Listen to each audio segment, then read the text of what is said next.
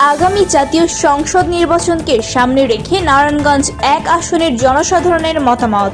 আগামী সংসদ নির্বাচনে কোন ধরনের প্রার্থীকে আপনারা বিএনপিতে মনোনয়ন পত্র চাচ্ছেন? আমরা তো চাই ওই দুলার বাইরে, আমরা চাই উন্নত তো দেশ। নারায়ণগঞ্জ জেলা প্রতিনিধি মোহাম্মদ রাশিদুল ইসলাম রাসেলের পাঠানো প্রতিবেদনে বিস্তারিত। সাথে থাকছি আমি তাবাসসুম তনয়া। দর্শক, যেমনটা বলতে চেয়েছিলাম, আজকে কিন্তু নারায়ণগঞ্জের রূপগঞ্জের ১ নং আসনের মনোনয়ন প্রত্যাশী জনাব মোহাম্মদ দুলাল হোসেনের নেতৃত্বে এবং উদ্যোগে মাধবপুরে এই প্রাইমারি স্কুল অর্থাৎ মাধবপুরে যে কিন্ডারগার্টেন স্কুলের অনুষ্ঠান হয়েছে, এই অনুষ্ঠানের অনেকেই আমরা দেখেছি অনেকেই দুলাল ভাইয়ের সমর্থন করছেন। আমরা স্থানীয় কিছু লোকজনের কাছ থেকে জানতে চাইবো যে আগামী সংসদ নির্বাচনে তারা কোন ধরনের প্রার্থীকে দেখতে চায়। আগামী সংসদ নির্বাচন নারায়ণগঞ্জের ১ থেকে কোন ধরনের প্রার্থীকে ওনারা চাচ্ছেন, সমর্থন করছেন। আপনার তো এলাকার স্থানীয়, আগামী সংসদ নির্বাচনে কোন ধরনের প্রার্থীকে আপনারা বিএনপিতে মনোনয়ন পত্র চাচ্ছেন? আমরা তো চাই ওই দুলার বাইরে, আমরা চাই উন্নত তো দেশ, বুঝছেন? আগামীতে ভোট দিয়ে তারে ধর আসতে। আচ্ছা, উনি কেমন মানুষ? হ্যাঁ, ভালো মানুষ।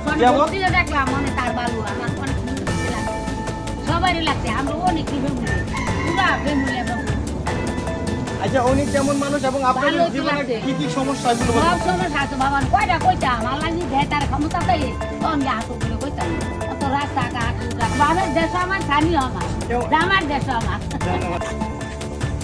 আসসালামু আলাইকুম। ওয়ালাইকুম সালাম। আপনার এই গ্রামের নাম কি? মাতুপুর। কয় নং ওয়ার্ডের?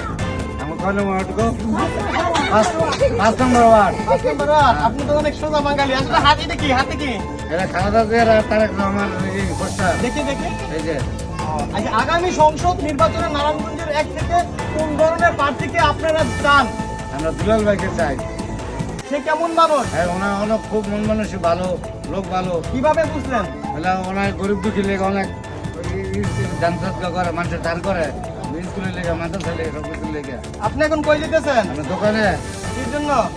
সংসদ নির্বাচনে নারায়ণগঞ্জের ১ থেকে কোন ধরনের প্রার্থীকে দেখতে চান বিএনপি থেকে? একটু বলেন। দুলালকে?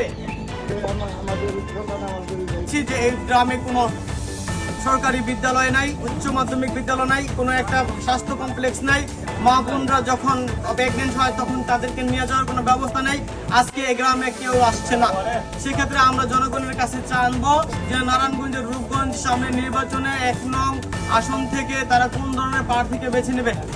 জনাব তারেক রহমান ভাইকে সালাম জানাই এবং দুলাল ভাইকে সমর্থন জানাই। এটি আমাদের কামনা।